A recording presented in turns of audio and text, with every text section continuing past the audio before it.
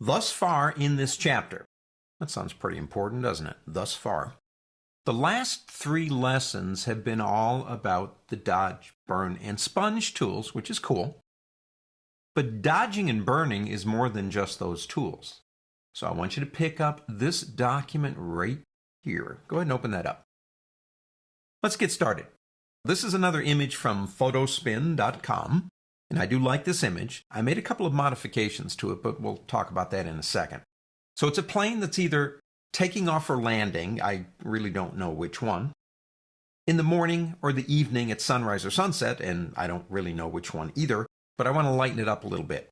Now, we've talked about dodging and burning in a very destructive way. We're going to move away from that, and we're going to dodge and burn non-destructively by using a layer. I want you to come down to this button right here, which is the new layer icon button right there.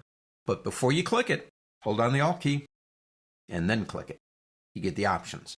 Change the name if you like. What I want you to do, though, is just do one really important thing, and that's change the blending mode to overlay. We get an option that comes up that I want you to check. Fill with a neutral color. Click OK. And there you go. Now, the reason nothing is changing here is because when you put an overlay blending mode onto a layer and fill it with a neutral gray, it doesn't do anything. But here's the cool part. If you paint in that layer in a color darker than the overlay color, it will darken the image, and that's burning. And if you use a lighter shade of gray, the shade is up to you, it will lighten, that's dodging. And it's all non-destructive. Now, over here, I'm going to go ahead and press the letter D on my keyboard. That defaults my colors to black and white. And then I'm going to press the letter X on my keyboard. That will reverse them for you. Let me show you a demo with painting with white. Pick up your paintbrush tool, come over here, and begin painting.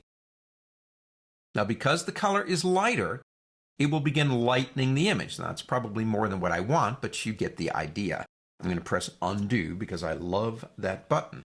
If I decide to go and press the letter X or click this little button right here and paint again, it correspondingly darkens the image quite aggressively. All right, we got our little play done. Let's get serious. Now, I modified this document to save some time, and we will do these in the selections chapter, but I made some really quick selections. Like the word land, those are all the land areas with the little trees poking up. Why? Because I really don't feel like painting around trees. So what we do is we'll go back to RGB and we control-click on land, and that will make that a selection. Let's go back to layers. Okay, I want to lighten that area up.